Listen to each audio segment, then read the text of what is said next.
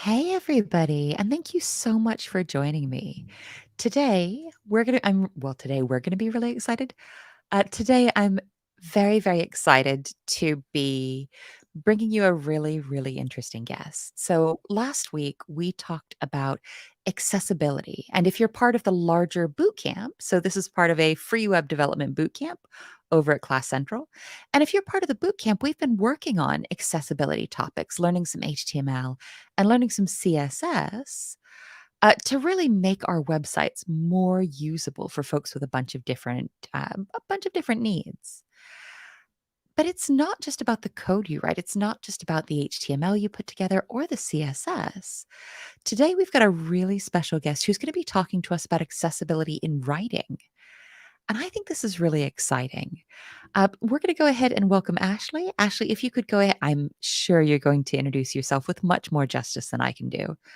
But Ashley is brilliant and interesting and by far one of the most qualified people in this space. Oh, thank you. Ashley, thank you so much for joining us. I'll joyously give you the stage. Fantastic. Thank you so much, Jess. So, just to introduce myself, I'm Ashley Bischoff, and I'm a copy editor and accessibility analyst. And I'm like to talk to you today about how plain language can improve accessibility. And before we start, I'll just mention that if you might have any questions along the way, feel free to tweet me. You can reach me at Friendly Ashley or at Handcoding on Twitter. Either way works. And of course, Jess will also be fielding questions, and we can catch up with any questions toward the end. So, for many of us within the field of computing, it's not uncommon for us to write reports and analysis and documentation and specifications. And those are all good things. But you know what? Our documentation and reports and analysis are only as good as what people can get out of them. And if people find our writing to be too complicated or too hard to understand, then they won't be able to make use of our advice, no matter how good it is. Now, at this point, you might be wondering, well, what makes some writing more complicated than others? You might even be asking yourself, well, how do I know if my writing is complicated? Well, it turns out that people who study language complexity have narrowed it down to two factors in particular. And it primarily comes down to sentence length and syllables. Now, to give you a better idea of that sort of thing, I thought, well, how about if we go through an example of a really bad sentence? So, for example, here's a terrible sentence from one of the W3C standards, specifically from the WCAG standard, part 3.1.5. And this sentence says that readability formulas are available for at least some languages when running the spell checkers in popular software if you specify in the options of this engine that you want to have the statistics when it has finished checking your documents. Now, what the heck does that even mean? And as we take a closer look at this sentence, we can start to see part of what makes it so hard to get our heads around, namely the sheer enormity of it. Because this sentence is 40 words, which brings me to my first piece of advice, which is the more complex the material, the shorter the sentences should be. And in fact, experts recommend keeping sentences to between 20 and 25 words. Some recommend closer to 20, some recommend closer to 25, but that's the general ballpark. And the reason that experts recommend this is because when we're presented with a sentence that we're reading, our brain has to ingest that sentence. Our brain has to sort through the words, piece them together, and put that puzzle back together to figure out what that sentence means. So in this case, when we're faced with a sentence that has 40 some words that we potentially have to ingest and piece through just to try to figure out what the sentence means, and handing off 40 words is a lot to ask of anyone. So that's why experts recommend going for sentences of around 20 to 25 words. But with that being said, you also want some variety to it. You should probably have a few 35-word sentences and some 3-word sentences. But the main thing is to aim for an average of around 20 some words. So I thought to myself, let's take a look again at that W3C sentence from earlier. And let's see if we can just make it a bit easier to read by breaking into smaller sentences. So that's what I did. And what that gives us is this, which is readability formulas are often available when running the spell checker in your word processor. You can specify options to show those statistics when it's finished checking your document. So we can start to see that sometimes just these smaller changes, like breaking larger sentences into smaller ones, can really make a difference. But you know what? Sentence length is half the battle. Cutting syllables is the other half. Now, you can think of words as being a bit like Tetris pieces. They come in different shapes and sizes, some bigger, some smaller. Some are easier to work with than others. And you could think of it this way. Syllables are the building blocks of words. So, for instance, you could think of one-syllable words, such as so, like being a bit like a 2-block Tetris piece. And you could think of 2-syllable words, such as perhaps update, like being a bit like a 3-block Tetris piece. And things start to get a bit tricky with 3-syllable words, which amount to 5-block Tetris pieces. Now, for those of you who might be avid Tetris fans, these pieces might look a little bit off to you. And that's because in a standard Tetris game, the pieces max out at 4-block pieces. So when we're talking about these 3-syllable words, we're already talking about complexity that's greater than an average Tetris game. But you know what? 3 syllables is not the end of the road. I mean, sometimes you've also got 4-syllable words, which are a bit like 7-block Tetris pieces. That doesn't make things any easier.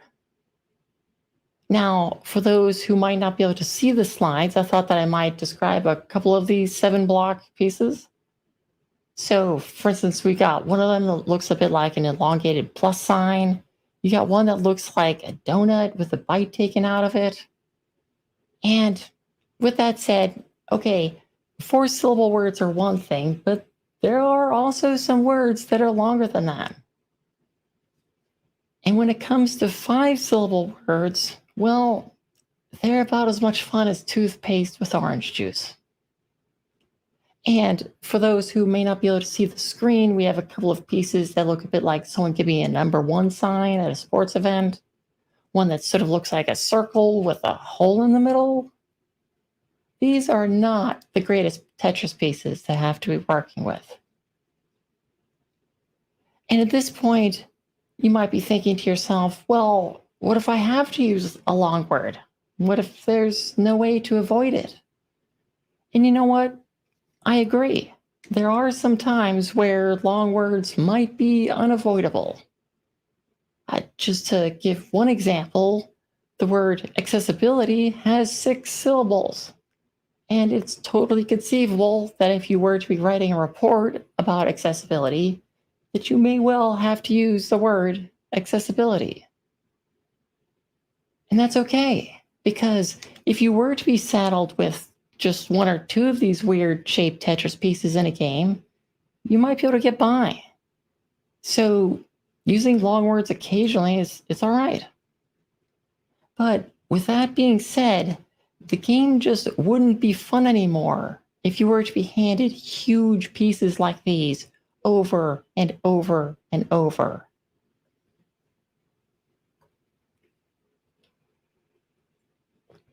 So from here, you might be thinking to yourself, okay, this is starting to make some sense, I guess, but where am I supposed to cut these syllables? How does all this work?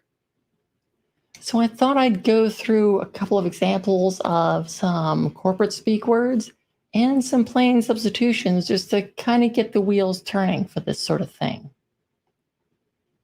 And while I'm here, I might also mention that plainlanguage.gov has a super handy list of simpler words.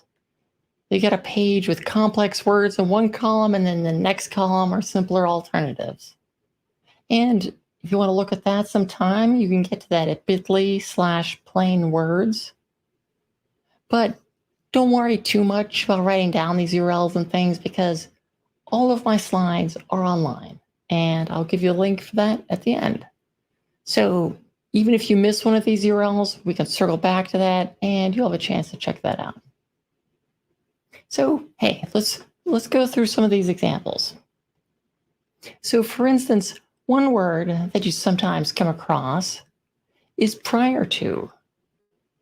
And this is one of those phrases that if you were to come across it in a report, you probably wouldn't even be surprised. But it turns out that rather than saying prior to, you can just say before.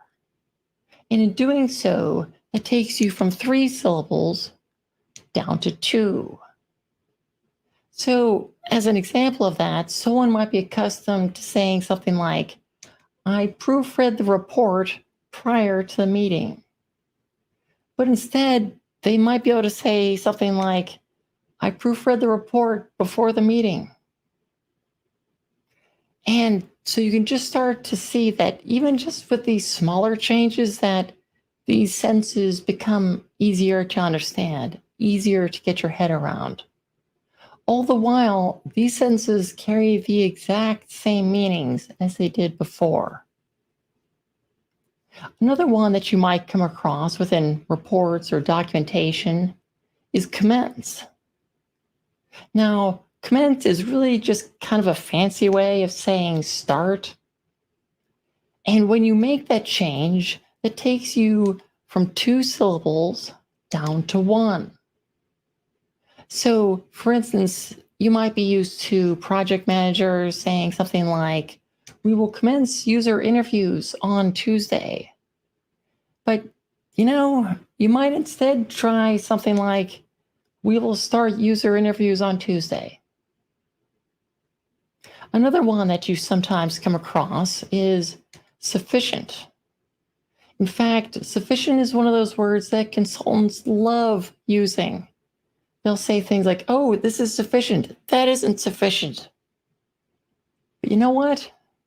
Rather than saying that something is sufficient or not sufficient, you can also just say enough.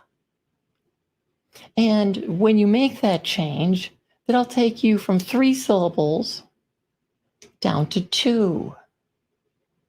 So, for instance, if you were to come across a navigation bar that's not looking quite right, rather than saying something like, the nav bar doesn't have sufficient contrast, you might try saying, the nav bar doesn't have enough contrast.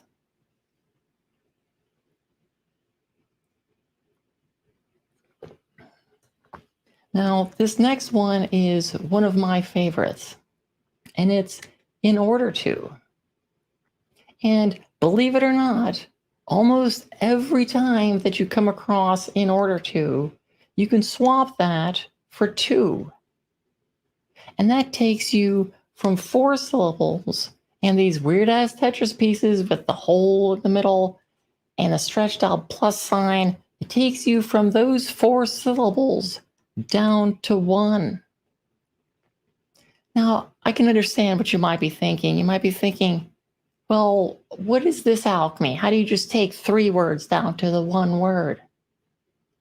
Well, as an example, rather than saying something like enable grayscale mode in order to see the page without color, you might try saying enable grayscale mode to see the page without color. And that brings us to this next one, which is accordingly or consequently. And these are the sort of triple word score of word substitutions because these are the types of words no one actually says in real life. And yet these words turn up in reports and documentation all the time. So when you come across an accordingly or consequently, take that and try swapping that for so. And by doing that, that takes you from 4 syllables all the way down to 1. So, for instance, one might come across a consultant saying something like, this link isn't focusable, consequently, it isn't accessible. But rather than saying that, try this on for size. This link isn't focusable, so it isn't accessible. This next one is the following. And you know what? I know this may seem a little bit weird, but when you come across the following, you might just try swapping it for this. And yes, I know that this maybe seems kind of weird, like this and the following might seem unrelated on the face of it. But when you make that swap, that takes you from 4 syllables down to 1. And at this point, I can understand that an example might be kind of handy because these 2 phrases may not seem terribly related on the face of it. But when you have something like use the guidelines in the following table, it turns out that you can just say use the guidelines in this table. Now, I should also clarify that because of pluralization and so on, there may be some cases where rather than saying this, you may need to go with these. And as an example of that, you might have something like the app supports the following keyboard shortcuts. But you can actually just say the app supports these keyboard shortcuts. And this is the type of change that makes these sentences so much easier to get one's head around. Because these simpler versions represent the way that people speak in real life. And this next one is one that's an easy swap, but it can make a big difference. And that is, however. And when you come across however at the beginning of a sentence, turns out you can swap that for but. And in doing so, it takes you from 3 syllables down to 1. Now, I can hear what you're saying. I can imagine you're asking, but Ashley, can I start a sentence with but? And by the power vested in me as a copy editor, I can say that yes, you can absolutely start a sentence with but. It's completely grammatical and it works. But rather than take my word for it, here's an example. So rather than saying something like, that works in JAWS, however, it doesn't work in VoiceOver, you might try, that works in JAWS, but it doesn't work in VoiceOver. But you know what? When it comes to syllables, there's actually one trick that makes more of a difference than any of these. And that's contractions. Now, as you may be familiar, contractions are things like taking do not and going to don't, which takes you from 2 syllables down to 1. Or taking cannot to can't, which takes you from 2 syllables to 1. You know what? With that being said, I know that some people might be a little skeptical of this. You might be thinking, oh, but my teacher, Mrs. Crabsheet, she didn't like contractions. How am I supposed to use these fancy pants contractions? Well, one of my fellow copy editors, a fellow named Tom Freeman, he analyzed the corpus of contemporary American English for patterns around how contractions are being used today. And the corpus of contemporary American English, by the way, it's a database covering 450 million words, spanning about 2 decades, covering sources including major newspapers, magazines, and TV transcripts.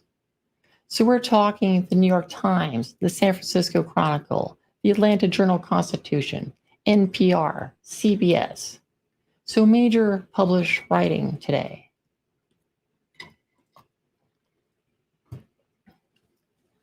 And here's what Tom discovered when he looked at newspapers and magazines in particular. And he concentrated on newspapers and magazines because they represent how contractions are being used in major published writing of today. And when he looked at how they were used in sources like the New York Times, the San Francisco Chronicle, and Time magazine, what he discovered is that don't is being used almost 8 times more often than do not. And he discovered that can't is also being used almost 3 times more often than cannot. On top of that, he found that doesn't, didn't, and won't are each used almost 3 times more often than their non-contraction forms. And these are within major newspapers, major magazines. And so with those findings, that goes to show that the tide has turned. And what was once avoided in some contexts is now commonplace. But you know what? Turns out people who studied linguistics, like Wayne Danielson and Dominic LaRosa, they found out decades ago that contractions improve readability. On top of that, style guys have been on board the contraction train for years. For instance, the Chicago Manual of Style says that most types of writing benefit from the use of contractions. If used thoughtfully, contractions in prose sound natural and relaxed and make reading more enjoyable. But you know what? Maybe you're still a little bit skeptical about this. Well, you might think of it this way if you're perhaps unsure about these contractions.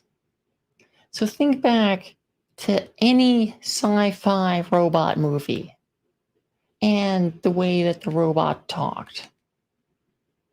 And invariably, movie robots end up saying stuff like, "I will be glad to see them if they do not get mad," rather than saying, "I'll be glad to see them if they don't get mad." And the reason that movie robots do that is because screenwriters know that the easiest way to make anyone sound like a robot is to take away all their contractions. And while that may sound like a cheap trick, it works every time. So the next time that you're writing up something at work, or the next time that you're writing up a blog post, ask yourself this: do I want to sound like an automaton? Or do I want to sound like a person? So at this point, you might be thinking, well, this is all well and good, Ashley, but how can I check my writing? How can I see whether it's readable or not? Well, it so happens that there are algorithms out there based on sentence length and syllables that can calculate a reading grade level for your writing. So a reading grade level represents how many years of education someone would need to be able to understand what you've written. Now, I should offer a brief caveat here. I should clarify that these reading grades are based on the US education system, which, for those who might be watching this who aren't from the US, goes from grade 1 through grade 12 for public school, followed by perhaps university, which is usually around 4 years, followed by maybe graduate school or what have you. And so when it comes to checking on what you've written, one tool that I like quite a lot is the Readability Analyzer. Now, these readability algorithms that I had mentioned, they're all published and available for anyone to use.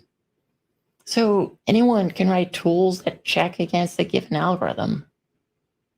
And one thing that I particularly like about the Readability Analyzer is that it's web-based and it's free. And you can get to it at bit.ly/reading analyzer.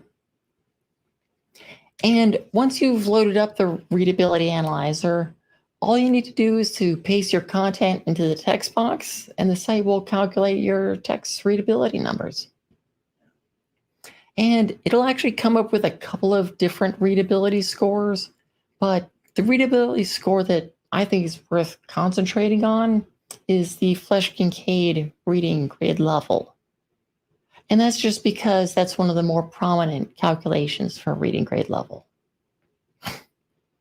So what I would recommend is to keep your text readable, aim for a Flesch-Kincaid reading grade level that's less than 9.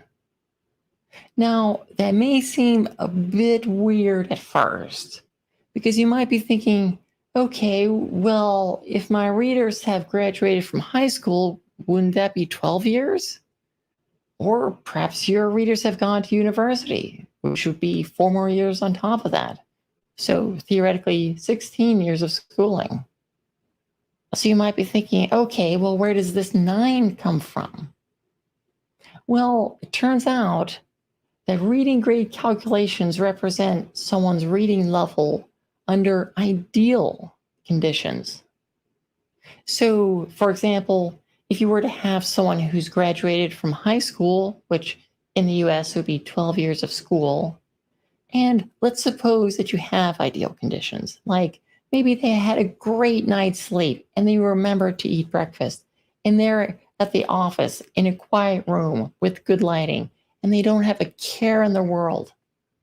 Yeah, under those ideal conditions, they might be able to just reach their theoretical maximum reading level. But here's the thing. Real life is not an ideal condition. In real life, maybe you didn't sleep so good last night. Maybe you ate a cookie for breakfast instead of oatmeal, or maybe you skipped breakfast. Maybe there was a traffic jam on the way into work. Maybe you've got fluorescent lights flickering overhead once you're at the office. Maybe there's some sales guy on his cell phone down the hallway. Or maybe there's a leaf blower running outside. Or maybe you're worried about how your kid's going to do on a math test on Tuesday. Or maybe you're trying to just survive during a global pandemic. All of these factors tend to tug down from our theoretical maximum reading level. So what this means is that for most people, they can read comfortably at around 5 grades below their theoretical maximum reading level. So in the United States, for someone who's graduated from high school, which would be 12 years, you can start to see how this 9 comes into play. Because while theoretically they might, under ideal conditions, be able to read at a 12th grade level, it turns out that there are no ideal conditions. Life is not ideal. And so chances are grade 9 would be their more comfortable reading level. And in fact, there's research that backs this up too. For instance, Doak and Doak, when they studied this, they discovered that, about 4 to 5 years below someone's maximum education level is about the ceiling for where most people can comfortably read from day to day. So you know what? Remember that terrible sentence from earlier from the W3C guidelines? I took that terrible sentence and I thought, hey, how about if we put that through the Readability Analyzer to see what we come up with? And it comes up with a Flesch-Kincaid grade level of 12. So this means, of course, that for someone who's graduated from high school, they wouldn't be able to understand that sentence because it's far above their average reading level. But you know what this also means? Is that suppose someone went to high school and then university. So theoretically, under ideal conditions, they would have 16 years of schooling. But once you subtract 5 years from that to account for everyday conditions, turns out they would struggle to read that sentence too. So if you've ever been reading through W3C documents or WCAG in particular, and if you've ever thought to yourself, man, how do I get my head around this? Am I just a dummy? Well, it's not just you, it's the writing.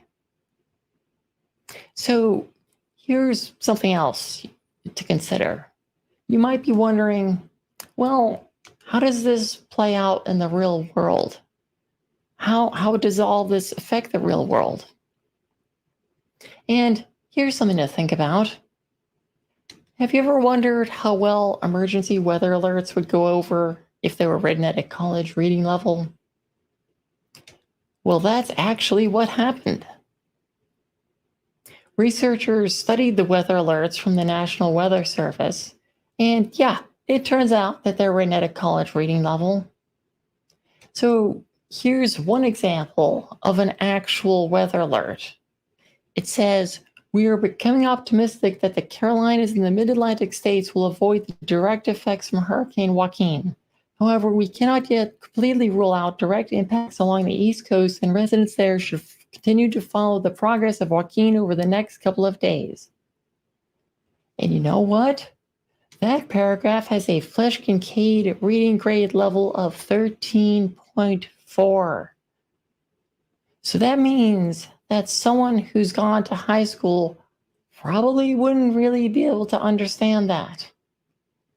Of course, what this also means is that because life is not this ideal condition, that people with a college education probably also would struggle to get their heads around that. So think of it this way.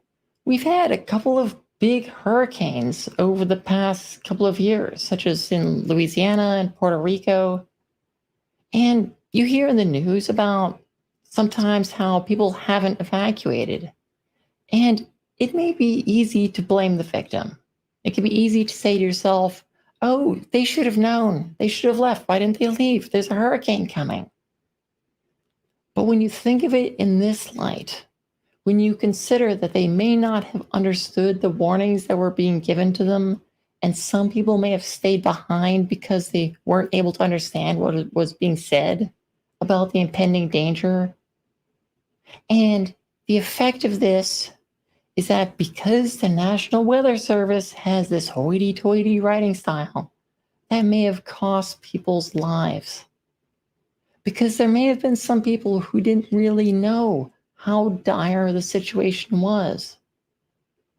And it wasn't their fault that they weren't able to understand this, because these warnings were written at a far higher reading level than even someone with a college education would be expected to understand right away.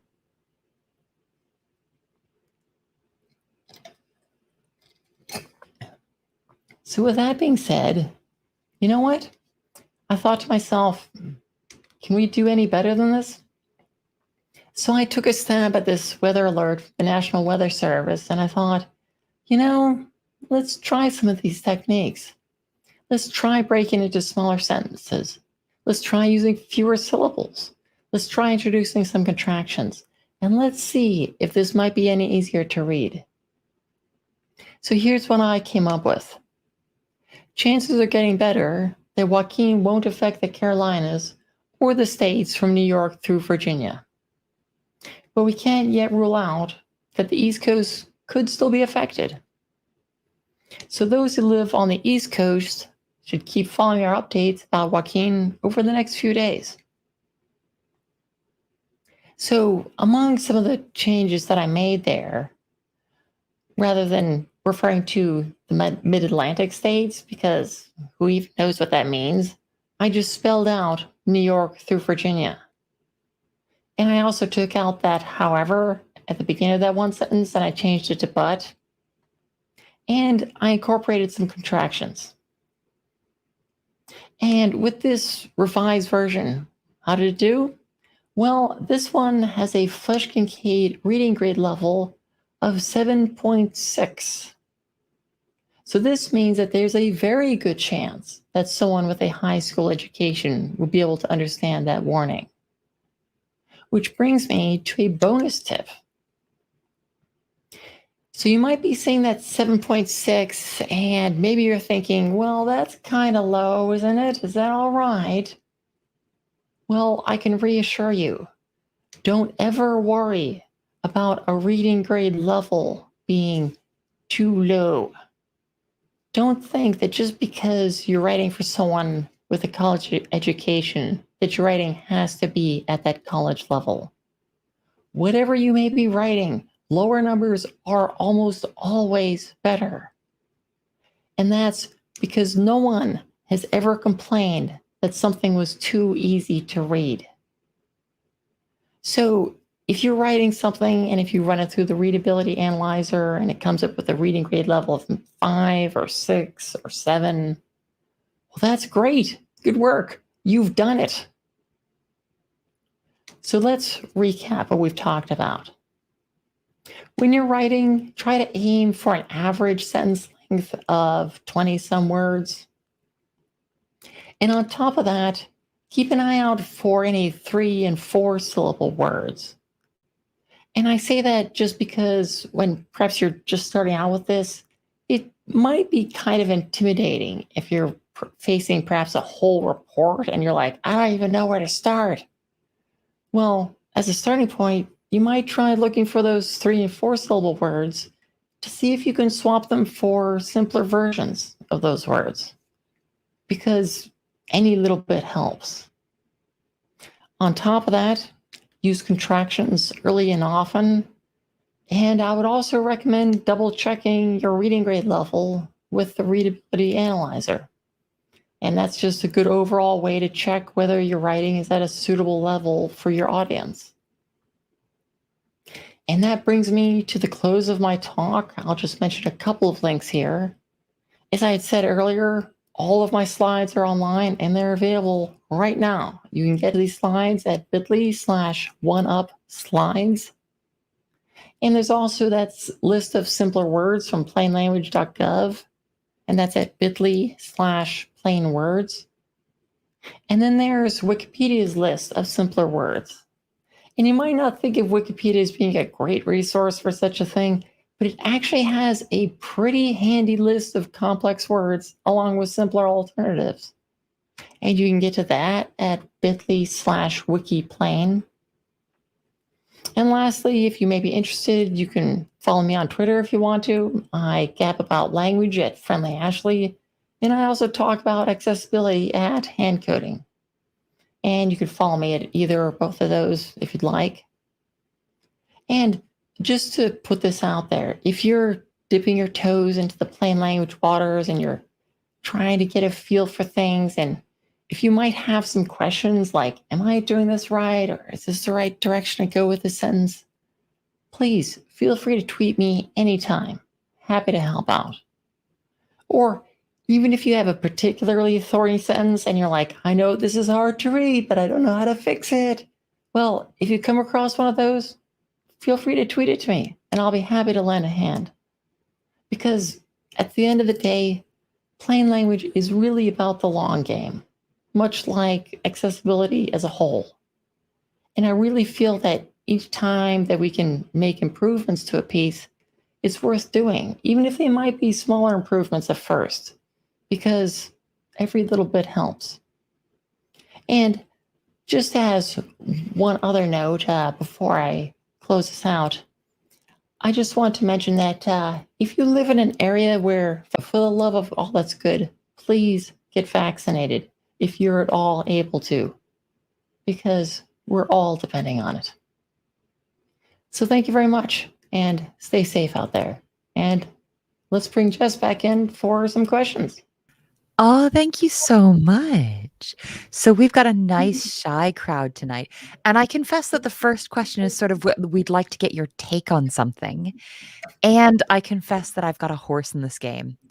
So Okay. you've yeah, I mean, no This is pressure. fun. It just means that if we disagree, I'm going to take that and put it in the little bin in my heart. Um, Enough. I won't know you're the expert.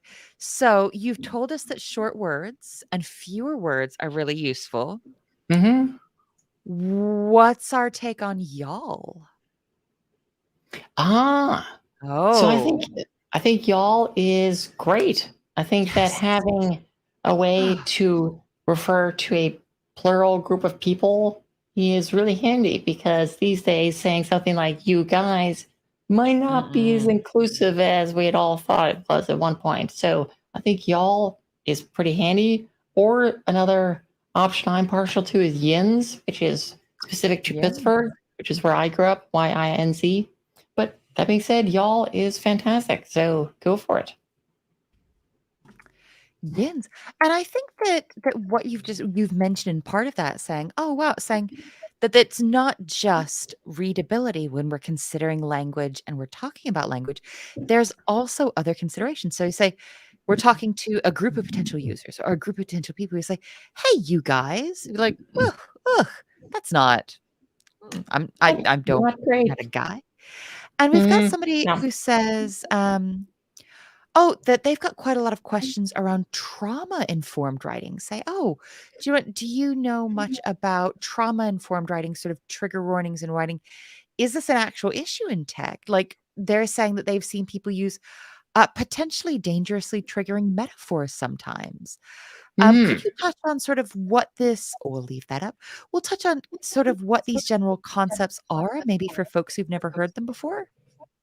of course. So So patient. it's absolutely a real thing that someone who has experienced trauma, yeah, if they then read through a piece that brings up that type of trauma, that could then reinvigorate those feelings. In some people, it can be in sort of a PTSD like fashion. So I mean, just to give one example and trigger warning for suicide for this next anecdote. So, if that is a trigger for you, you may want to skip ahead by about 30 seconds. So, in my case, one of my dear college friends died by suicide. And so, for me, if I come across an article that springs upon me something about suicide, that can kind of put me in a bad place if I'm not in a good headspace.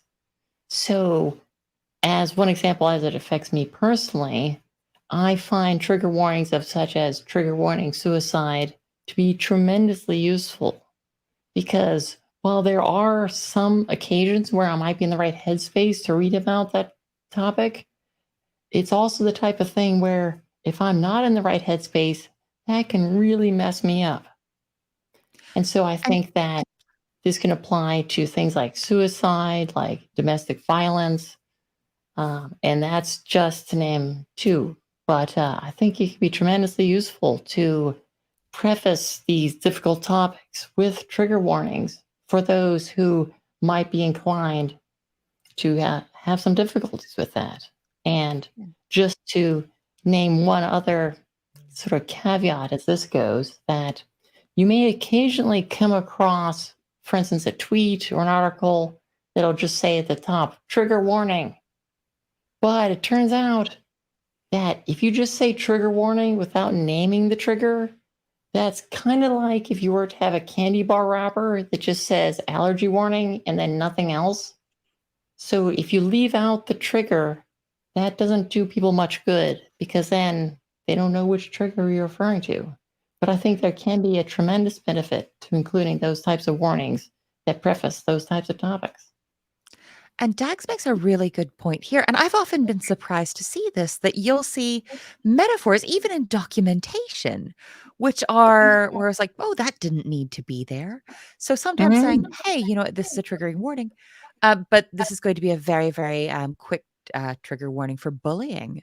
So when I'm terribly mean to the learners. I'm just cruel to them all the time. I'm horrible, just shouting. They'll tell you I'm just dreadful. But I used to start and say, "Well, I'm gonna bully you to do this or bully you," and had somebody point out to say, "Hey, do you know what? That kind of language isn't great for me." And I imagine it might not be great for other learners. I was like, "Fabulous. I will boss you around. I will tell y'all what to do. I will be There we mean." go. As long Hmm. as I've still got the ability to be mean to learners, the core is really being retained there. Um, Exactly. And just to name one other example, so trigger warning for mass suicide for this next oh, mention.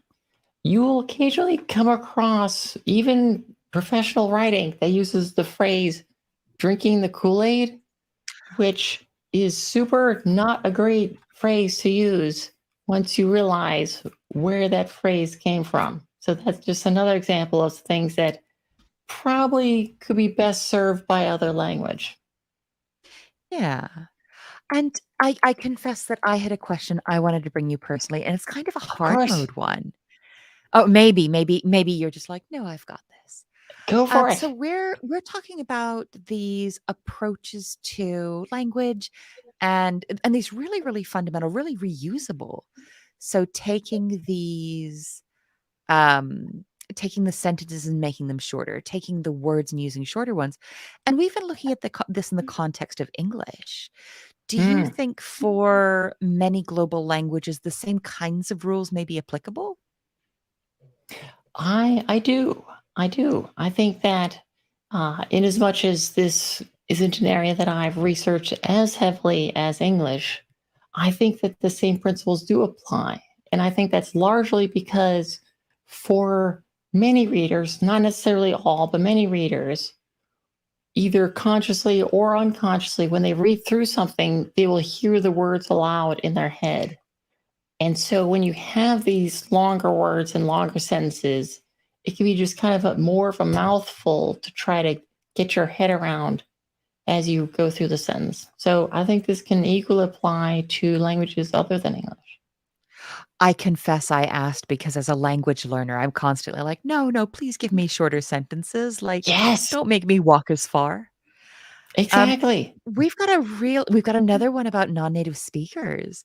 So, Let's is saying, "Hey, you know what about abbreviations? Do we use them, and when do we use them?" And they're saying, as a non-native English speaker, sometimes they're feeling lost when they see a common abbreviation that they don't know yet. And it's Mm, giving them sort of an extra chore of having to Google it or DuckDuckGo it or Bing it. Do yes, people still try and make that a thing? I completely agree. I think that acronyms are one of those things where, I mean, there are probably some of them out there. I mean, for instance, like HR. Most people probably know that would stand for human resources. But there are likewise tons of acronyms out there that people haven't come across before. And I think this particularly comes into play when you're dealing with writing where the author is much more knowledgeable than readers. So, for example, if you were to be an accessibility consultant and writing up some recommendations, you may find the acronym WCAG to be just completely second nature. But your readers may not know that stands for Web Content Accessibility Guidelines. So I think there could be a tremendous benefit to writing out acronyms a lot of the time. And just to offer a quick tip, I know that sometimes people and authors may turn to acronyms because they're just tired of writing the same set of words over and over. And one easy trick there is that if you write your initial draft using that acronym, then you can come back at the end with the find and replace to replace that acronym with the full version. So that way you're not having to type the whole thing, but your writing is still easily understandable by other people. As a And deeply lazy person, that's amazing. Sorry. yay! Yes. And just to offer a quick caveat with the acronyms, there are some acronyms where the acronym form is actually much more understandable than the expanded form. So, one of my favorite examples of this is MP3, most people know that an MP3 is a music file that you can listen to. But if you were to expand that to the motion picture experts group audio layer 3, most people would have no idea what that means. So it's just kind of heads up that there are certain acronyms where they're better suited as their acronym, but it's just something to consider there. So use the acronym unless the full spelled out thing is extremely weird. I would say I would be inclined to use the full spelled out version unless the full spelled out version is very weird, which I think maybe what you were saying there. I think it's a bit late here. Maybe I'm saying it very wrong. No worries. All good. And Nikolai's got more of a comment than a question, but a really good one. Okay, And saying, great. "Oh, do you know what? Nikolai's picked up this practice for acronyms to say, oh, I'm going to write out the full version the first time I use it." Hmm. Is that kind of a safe way to hedge your bet?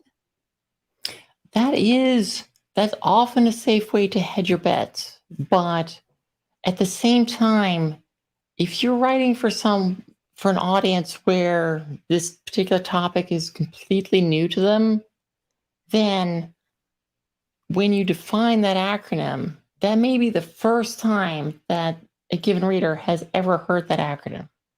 And in those cases where this is a completely new topic from someone, I would still be inclined to write out the acronym only because, let's say you had something like Web Content Accessibility Guidelines, which is often abbreviated to WCAG.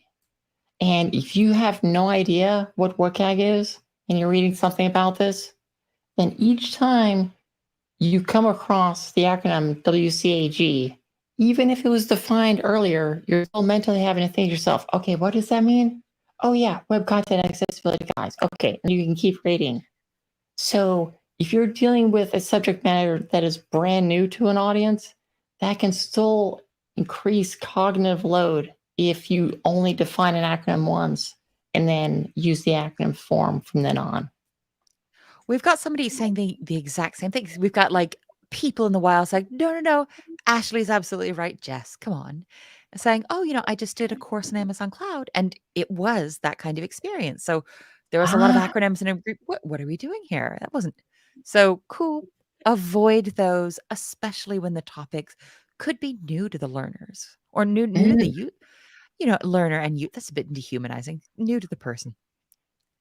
yes, yes, exactly, exactly.